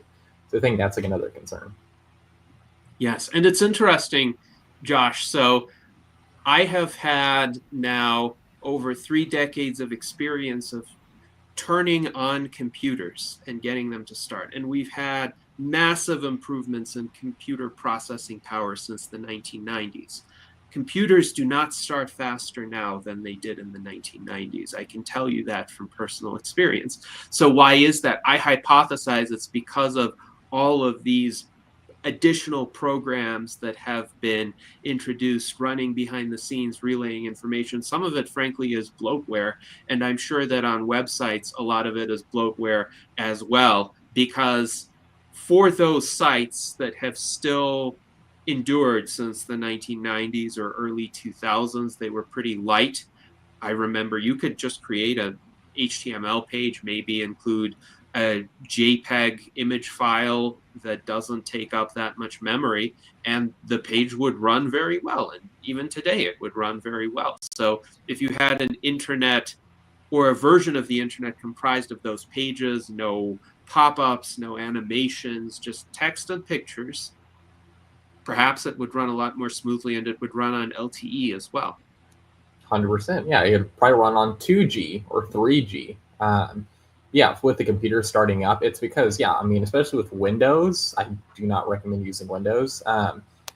All sorts of advertising and spyware beacons are installed by default on Windows. Even on like Windows, like I think they install like Candy Crush, right? Like, like the little mobile phone game they used to play, when you're a kid, they think they have like Candy Crush on Windows. If you have that starting up, and all of like this other, analytics and tracking and even things to like validate, hey, is your product key for Windows, is that a valid product key? That's got to receive and send encrypted data to Windows key servers. So yeah, especially even on Macs, right? You've got Apple iCloud, you've got Apple, if you're running like a beta and you're forced to use Apple's diagnostic system. All sorts of things, all sorts of bloatware, all sorts of spyware. And part of it is, the company wants to make sure, okay, are there any crashes on the device? Is the software version running well for the devices? But also a lot of it's data collection, right? I mean, why is Windows not really cracking down on people, using different key servers? Like they say, I think they publicly said that people can use different key servers, aka getting free versions of Windows, and they're not cracking down on it. They've also given people free upgrades to Windows 10. Why? Because if with Windows, you're the product basically, right? If you're going to a website, Windows is going to collect some information about that, right? They want to know, okay, what websites have you been to?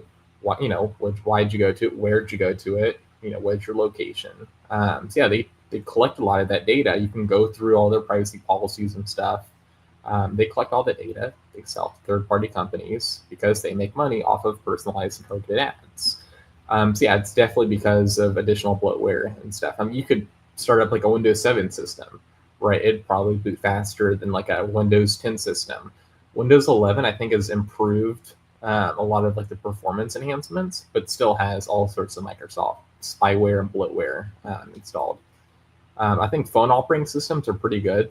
Those boot up pretty fast. There's not like a lot of trackers that load up on like the bootloader itself. But still, especially like if you have like not like a Pixel like operating system, or not like an iOS operating system, but like a Samsung One UI or Huawei's operating system, like any of those third-party operating systems on Android, those load a boatload of malware, or not malware, excuse me, spyware and other tracking like scripts and stuff when you boot them up. So yeah. Yes, indeed. And John H. writes, the boot programs are huge compared to the old DOS systems, and I remember DOS as well. And they kind of neutralize the enhanced speed effects of faster RAM and CPUs. Yeah. Actually, I am a Windows 7 holdout, and I think you've made a good case for me to remain one, though I don't think I could port it onto any new PC. But honestly, in terms of like the key functionalities that I am looking for, it seems Windows 7 is as good as Windows 10 or 11, if not better. It has certain programs that Windows has deprecated in later versions. And also, it just doesn't have all of the pop-ups that a Windows 10 or 11 system throws at you at the start. I do not like pop-ups. Just as I want to be in control of my data, I want to be in control of my actions on the computer. Now, it's okay to have a portion of the screen that's dedicated to alerts and make suggestions like you should really take a look at this, but not interfere with your workflow. Sure. So, yeah, I mean, I think here's what I'll say. I'd like to get you, if you're interested in Linux, there's a lot of great benefits of using Linux over using Windows 7, including compatibility issues. If you're using Windows 7, basically all the software will work on Linux, either through just native support or using things like Wine, which stands for Wine is not an emulator, or using Crossover, which is like a proprietary version. So yeah, I mean, if you have any questions about Linux, just let me know. I recommend that over Windows 7, obviously, because there is still tracking in Windows 7. But Windows 10, Windows 11, I do not recommend at all. Even Mac OS, you can fix Mac OS a little bit by going into the privacy settings and stuff, using like a hardware firewall, which kind of stops a bunch of those built-in trackers from pinging and receiving data to Apple servers. But do not recommend a Windows 10 or 7. Yeah, and also with like the websites, I will say one good thing I've been seeing is a lot of websites and stuff have been, a lot of programs have been wanting to use a thing called Markdown, which is like a text formatting language. Things like Obsidian and like other like types of note-taking systems have been using that. So I have been seeing like a lot more usage of some of those more open and minimal protocols, which is kind of cool. yes, very interesting. Thank you. And your observations on Linux are duly noted. So we have some comments. First of all, from Daniel Tweed, he mentions the Dead Media project that was initially proposed by science fiction writer Bruce Sterling in 1995 as a compilation of obsolete and forgotten communication. So we need to make sure that there is an initiative to preserve information in all of those obsolete formats that are not easy to read anymore, and to maintain continuity of that information. Jennifer Hughes writes, she thinks that some of the smart jewelry and being able to project more and interact with teletactics will lead actual phones to fade. And you talked about smart jewelry as well. And in regard to foldable computers being developed now, she notes that Jacques Fresco of the Venus Project talked about that a long time ago. Now, Jacques Fresco lived to be 102, and he was active throughout much of the 20th century. But yes, he was a very forward-thinking futurist. So I was curious about the brain-computer interface that you have Josh. It looks like a non-invasive BCI that you can put on. What are some of its functions? Sure. So it uses a public open source JavaScript SDK, which stands for Software Development Kit. So it can basically take all the brain data from all different channels on here, and you can basically make it. There's a few cool things. So there's one where it can do like a thing where it'll autoplay different like types of Spotify music based on like your brainwaves. If you're trying to like get into deep focus when you're working, there's like a dedicated program that they developed that'll do that.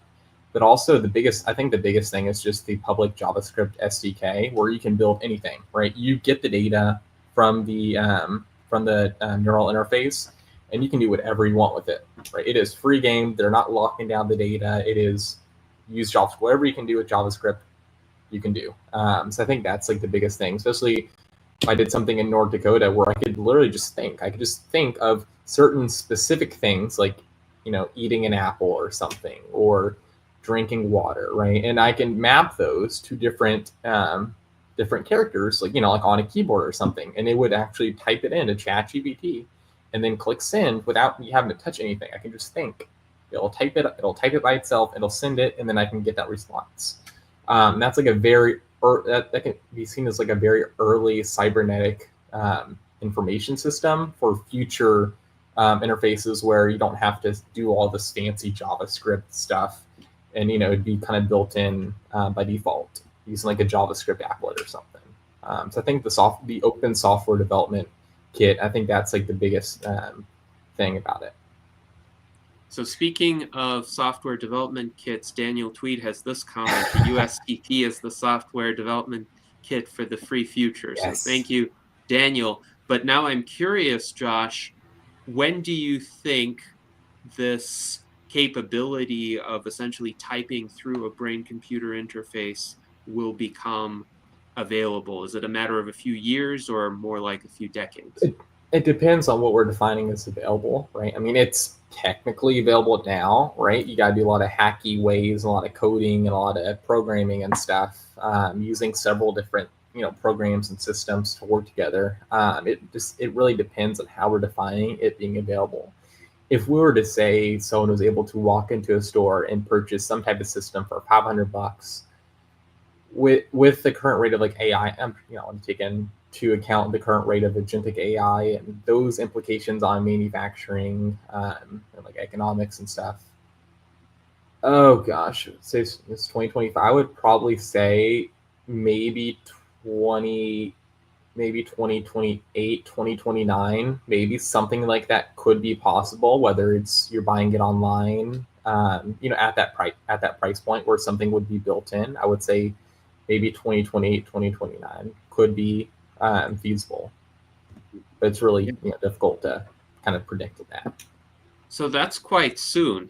And imagine a scenario like this. It may be a bit fanciful, but some entrepreneurs, including Elon Musk, have talked about essentially making humanoid robots available for humans to purchase. And Zoltan Istvan has even made a campaign promise to give every household in California a robot to help do the chores. But what if in the year 2029, you're out on a walk, you have your humanoid robot with you, you have a brain-computer interface, and you think a particular thought, and the robot has an AI, maybe a large language model inside it to help it to communicate. You think a thought, and the robot interprets it and speaks it using a robotic voice. So you're not actually talking, the robot is talking, but you're directing the robot to speak with your mind.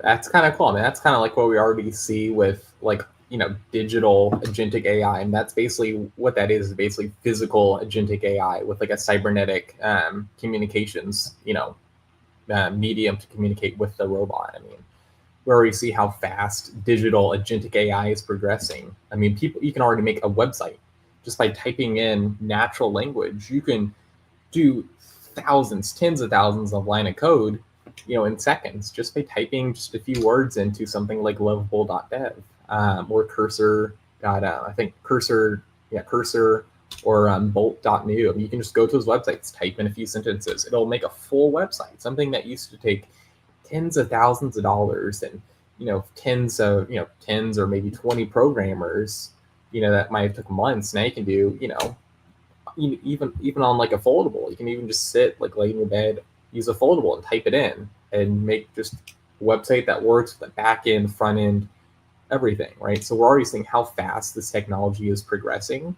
And now we're starting to get into the physical realm of agentic AI with humanoid robots being developed by Tesla and other manufacturers. So if we're seeing how fast this digital agentic AI is progressing, think about how fast the physical AI is progressing once those humanoid robotics get to an affordable price point.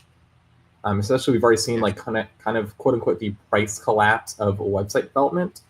You can do it for $5 if you want to make like a fully functional not just a website, right? Not just like a lead page or something, but like a full web application, right? Where you have user accounts, you can have like a directory list of stuff and people liking and engaging, and have like posts and stuff for like $5, and done within hours, and that's we've already seen that on like the news where you see software developers getting laid off and turning to things like blue collar work as a more viable alternative because of the price collapse of that specific skill of programming and web development.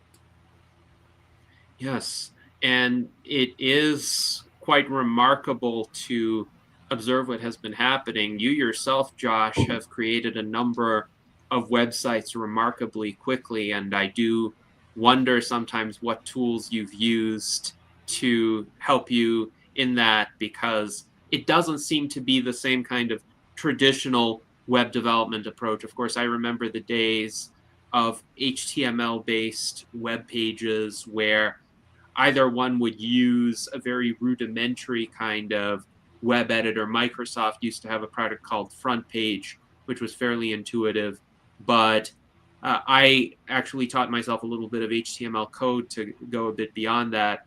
And then there were these open source, at least hopefully open source content engines like WordPress. And WordPress really is the best one of those, but you still have to create each page one page at a time. So I think you probably use some tools to expedite website creation beyond what a typical WordPress user would do. Sure. So I would say, yeah, WordPress is open source. So there's two things. There's WordPress.com and then there's WordPress.org. Both of those use the same underlying open source CMS, which stands for Content Management System. WordPress.com is like the hosted / managed version, like the enterprise version. But yeah, WordPress is open source. Also, with regard to WordPress, I would say look into Ghost CMS, GHOST CMS. That's actually like a more privacy preserving and lightweight version of WordPress, and also like much more security focused too, because WordPress has a lot of security vulnerabilities, especially if you start installing third-party extensions and plugins. So yeah, look into Ghost CMS, especially if it's for like a blogging website. That is actually really good. It's new. It's getting tons of updates. It recently just got an update called Ghost 6.0, and that actually allows your blog posts that you make on Ghost to be sent to a thing called the Fediverse, which is like, kind of like the decentralized area of communication. So if you've heard of Mastodon, it runs on the same protocol as Mastodon. So say you publish a post on Ghost CMS, right, like your blog, then you can go on Mastodon and see that post published, and it shows, it's like your little blog, it's like a profile and stuff. People can follow it and stuff. So I would actually look into Ghost CMS too as an alternative to WordPress. For websites, I use Framer, so for websites, any of like public websites, I don't use AI to like code it or make it and stuff. I manually do it. But I am still interfacing with a CMS, a content management system. So it's like a drag and drop website builder, right? You get all the site elements on the left, get the different types of elements. You can add images, you can add all sorts of things. You can use preset themes and kind of mix and match different themes. So it's kind of an intermediary in between actually, having Visual Studio Code in front of you and typing out all of the things and having like a local, Apache web server and, posting it to that and refreshing it every 5 minutes. And then something like lovable.dev or bolt.new, which is a thing called a vibe coding software, which, is just where you type in natural language and it creates the website for you. So yeah, Framer and Ghost CMS. Yes, thank you. That is very helpful. Now, Daniel Tweed has an interesting comment that I would like to highlight. He writes, to my mind, a main benefit of enhancing one's personal privacy is a kind of distancing effect from random crazies that might do you violence. And this is an important point. I think in most cases, for most people, if you disclose something personal about yourself, they're going to be fairly understanding, or even if they don't approve, they're not going to do anything. But there are these occasional random crazies, as Daniel points out, who really could get triggered by this information for whatever reason. They may be online trolls, they may have mental issues, whatever it may be. But without privacy, without individuals having that ability to decide based on their risk tolerance, what do they want to disclose, what do they want to keep to themselves, people are vulnerable to these kinds of attacks. And I don't see any other way besides stronger privacy protection to really defend against that. But what are your thoughts?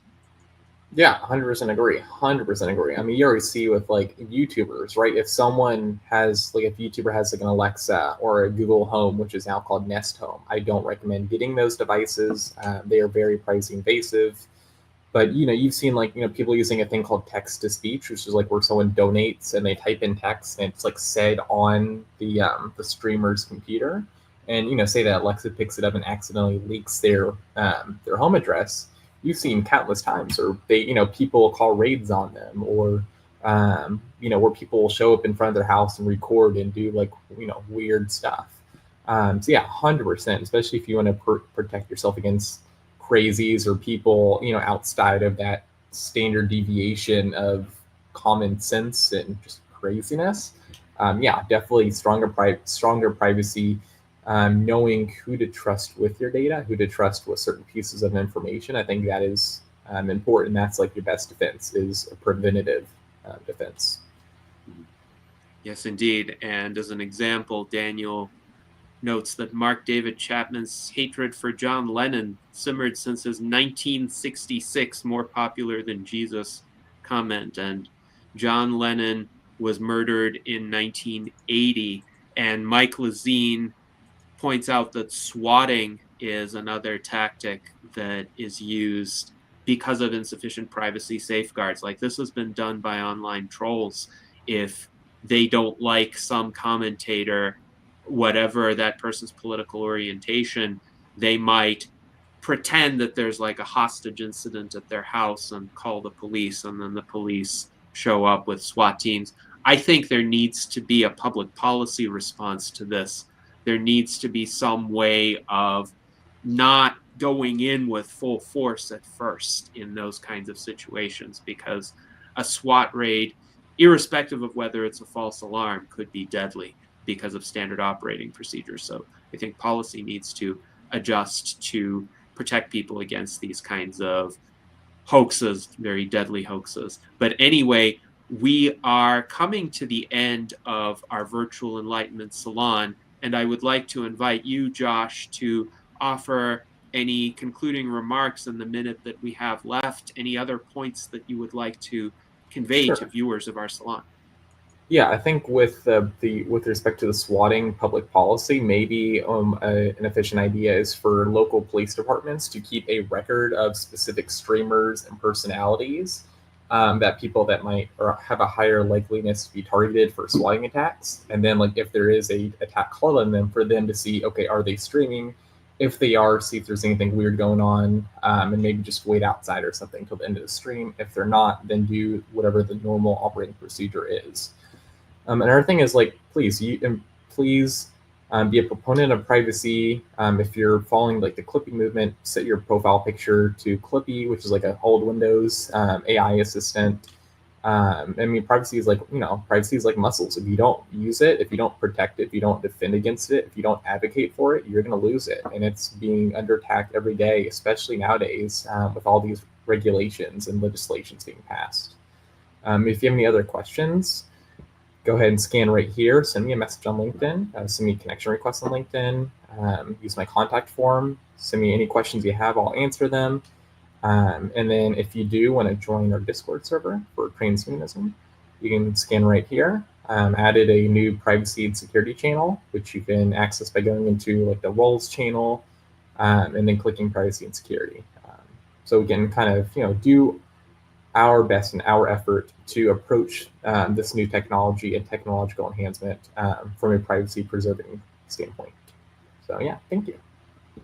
Yes, thank you very much, Josh. And yes, Clippy is well known to many of us. It's interesting that he is getting a second lease on life. His longevity is being prolonged by this privacy movement. And privacy is important to our longevity going forward. So please take what Josh has said seriously and look for ways to enhance your own privacy. And hopefully, as a result, we will all live long and prosper.